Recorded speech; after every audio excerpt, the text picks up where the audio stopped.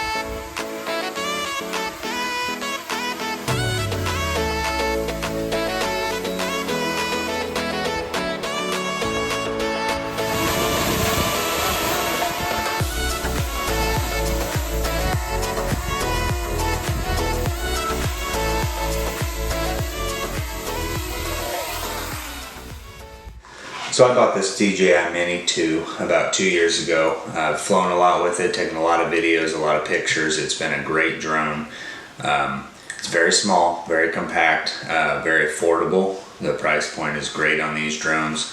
They're still shooting 4K and again, great pictures, but just not quite as big of a sensor as some of the bigger drones. So that's the only reason that I'm now getting rid of it and upgrading to a bigger one. This drone has been really easy to fly. It is very user friendly. It works with your cell phone. The controls are very simple. It's got safety features built into it. It's just been a great drone. Okay, getting started. Unfolding the drone. There's a clip on this side. Unclip this. That's what holds your propellers in place. And then up front, there's a gimbal cover. It's got a clip right here on the bottom. Carefully pop that off and lift it off. It has little tabs on the front that sits right in there to clip that off. Just holds the gimbal in place. Next, you want to unfold these top arms first. They both fold to the forward. And then the bottom arms fold backwards underneath. So once you're there, you've got the entire thing folded out. You don't need to worry about folding out these propellers because as they spin up, they spin free around there, so they will completely level themselves. The next thing on the back of this drone is you've got your charge port and you've got your SD card slot. So to put that in the SD card slot, you just push it in until it clicks. Take your SD card out, put it back in, push till it clicks and it stays in. Your battery door opens up on the back and there's a tab on the bottom of the battery right here and a pull tab. You pull that out, that's how you insert your battery. Okay, so this drone comes with the Fly More combo, and what that means is you get 2 extra batteries as well as a charger. These clip in the same way. Got the clip on the back, and then they've got a battery indicator light over here, the charge port, and they actually work as a power bank if you need it. If you push this button, it will light up and tell you however many batteries are in here. There, so that one has a couple bars, this one has 1. Just a power indicator to show you what you've got.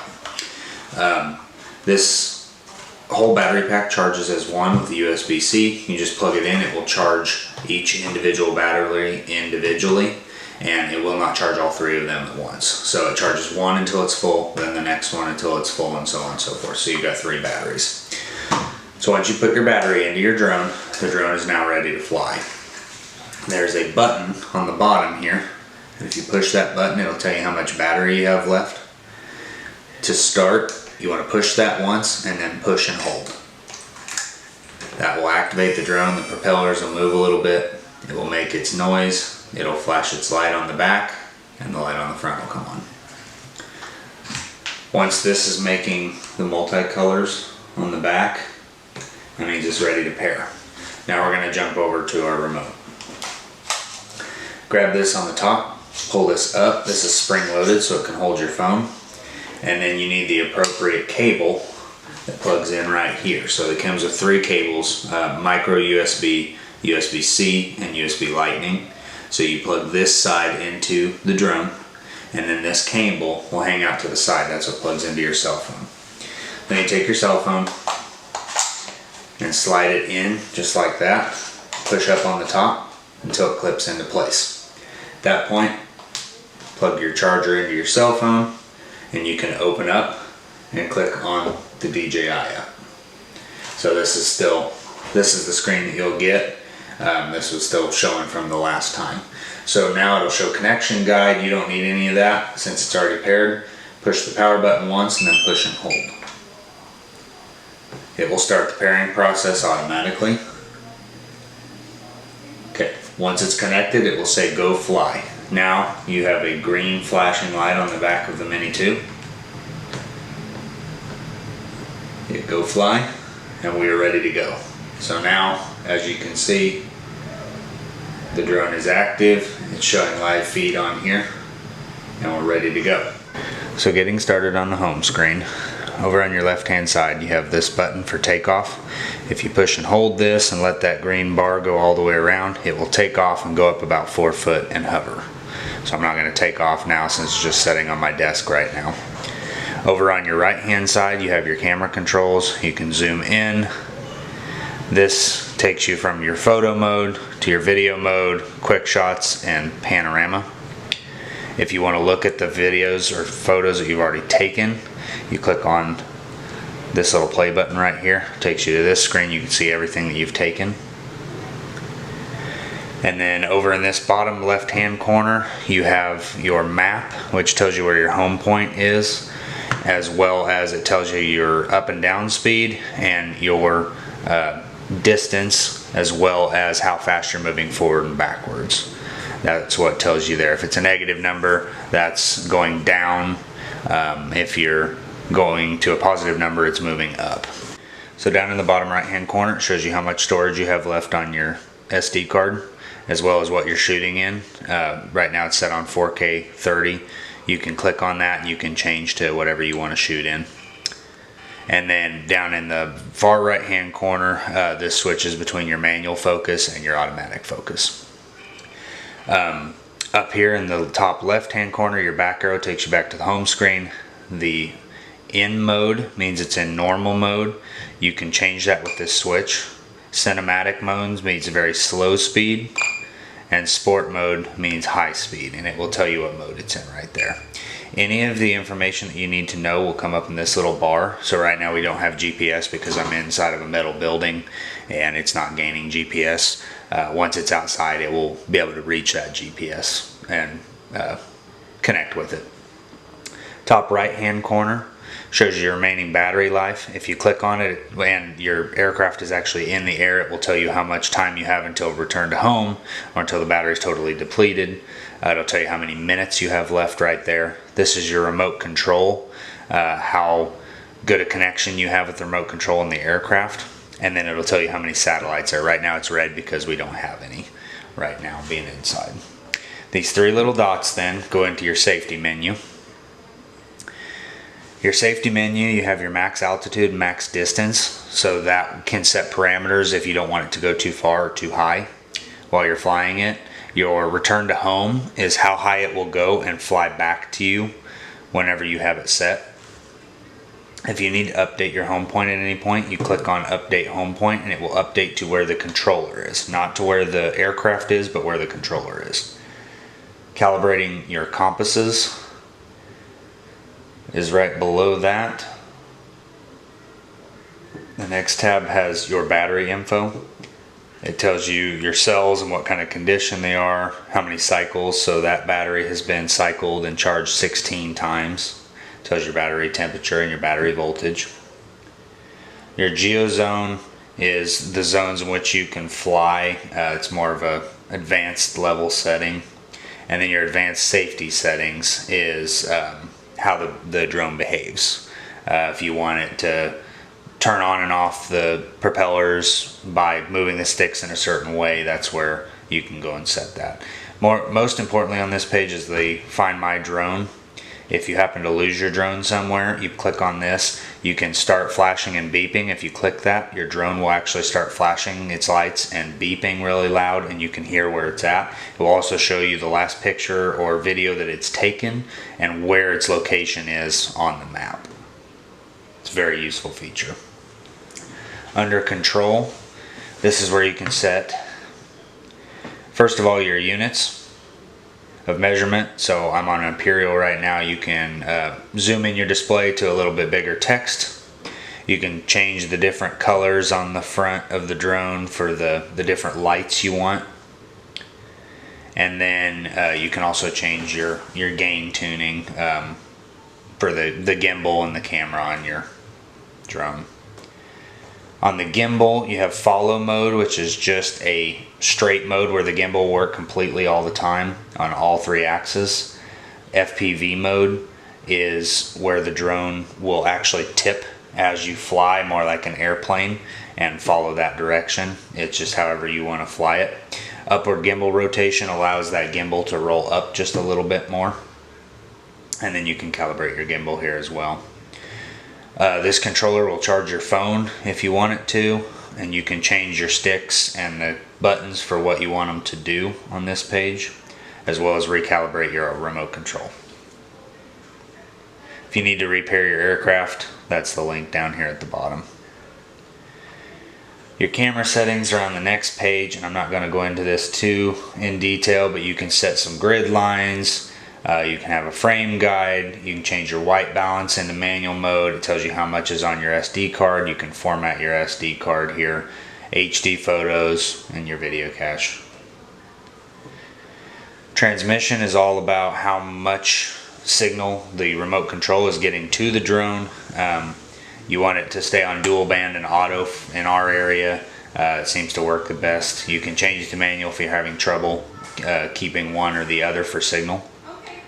And then if you go to about, you can name your drone as well as the Wi-Fi name behind it. It tells you what model it is, and this is where you can update or check for any updates on your remote control or your drone. Going back to the controller then, you have your return to home or pause button. What that does is if you push and hold, it will return to home. It'll fly up to your set height and come right back to you and land where you took off from. If you push pause while you're moving forward or up and down with the drone, it will pause and hover right where you're at. Of course, power button, your modes that we went over. The left stick moves the drone up and down and side to side panning. The right stick moves your drone forward and backwards, left and right. This button over here switches the camera between video and camera for still pictures or videos. And then this function button you can set to whatever you'd like to set it to. On the back you have your record, start and stop. This will either take pictures depending on what mode you're in from pushing this other button. Either take pictures or start and stop recording. And then this wheel on the other side will roll the gimbal up and down on the drone so you can look at whatever you want to look at or pan towards what you want to pan towards. Now that we've gone over the basics of how to control the drone and what the app does, I'm going to go over powering down the drone. So you can remove your phone once you've landed, unplug your cord. It has a keeper right here. Push and hold. Push once and then push and hold your remote control button. That will shut that off. And then the same thing on the bottom of the drone. Push once and then push and hold.